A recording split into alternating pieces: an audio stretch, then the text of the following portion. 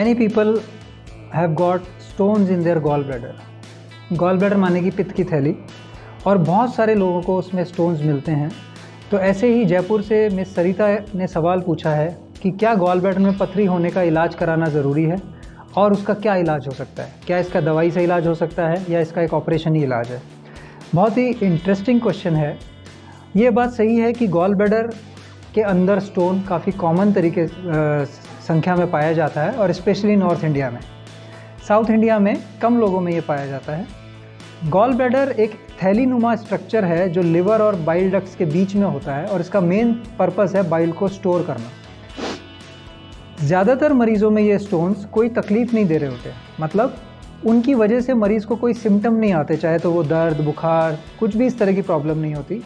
और उनको पता तब चलता है जब वो किसी और कारण से पेट का अल्ट्रासाउंड कराते हैं। फॉर एग्ज़ाम्पल, किसी को पेट दर्द हुआ कहीं भी और उसने टेस्ट कराया अल्ट्रासाउंड, उसमें निकल आया, या हेल्थ चेकअप में अल्ट्रासाउंड एब्डोमेन कराया, उसमें स्टोन्स निकल आए, या फिर कई बार प्रेगनेंसी में मल्टीपल टाइम्स अल्ट्रासाउंड कराना होता है तो गॉलब्लैडर स्टोन्स पता चल जाते हैं। जो ये सेगमेंट है, इसमें किसी तरह की कोई ट्रीटमेंट की ज़रूरत नहीं है आज के साइंस के हिसाब से, क्योंकि majority of these patient does not develop any problems because of stones. अब एक दूसरा सेगमेंट है पेशेंट्स का जिसमें गॉलब्लैडर स्टोन्स है, लेकिन उसकी वजह से मरीज़ को दिक्कत भी है। क्या दिक्कत है? सबसे कॉमन, पेट के ऊपरी हिस्से में और राइट साइड में दर्द होना बार बार। अब ये दर्द वॉमिटिंग के साथ भी हो सकता है, ये दर्द पीठ में भी जा सकता है, राइट साइड के कंधे पे भी जा सकता है। इन मरीज़ों को बिल्कुल भी ये बीमारी इग्नोर नहीं करनी चाहिए, क्योंकि गॉलब्लैडर की पथरी अगर तकलीफ़ नहीं दे रही है तब तो बहुत मामूली है, लेकिन अगर तकलीफ़ देने लग गई है तो ये कोई भी लाइफ थ्रेटनिंग यानी जानलेवा कॉम्प्लिकेशन पैदा कर सकती है। अब वो कौन कौन सी जानलेवा कॉम्प्लिकेशंस है?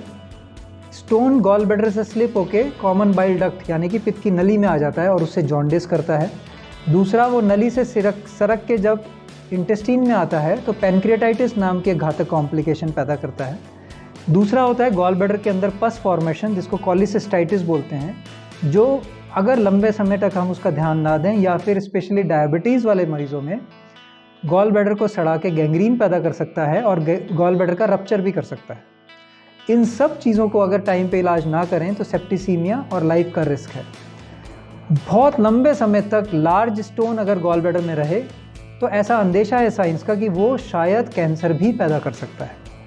तो इसीलिए अगर गॉलब्लैडर में स्टोन्स हैं और आपको वो दिक्कत दे रहे हैं, कोई ना कोई सिम्टम पैदा कर रहे हैं, तो आपको तुरंत इसका इलाज कराना चाहिए। अब बात आती है कि इसका इलाज किस तरीके से हो। क्या इसका दवाइयों से कोई इलाज है? दवाइयों से इसका बिल्कुल भी इलाज नहीं है। आज की मेडिकल साइंस में कोई मेडिसिन ऐसी नहीं है जो गॉलब्लैडर के स्टोन्स को डिसॉल्व कर दे।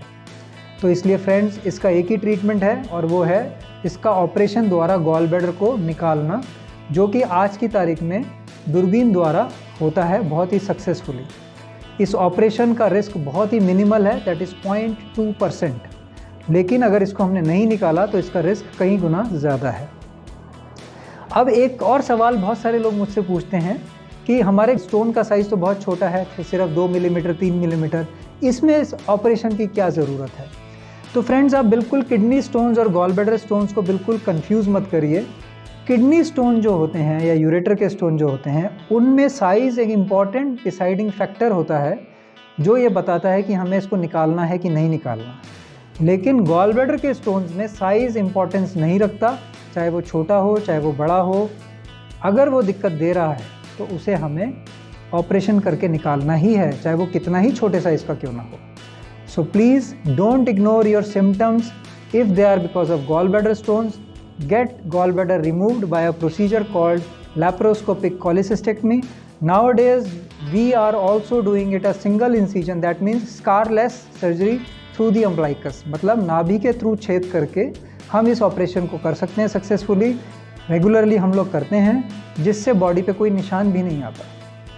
So it's a disease which if is not causing any symptoms is not to be worried about. But if it is symptomatic, it can become life-threatening. So please, in that case, do not ignore that.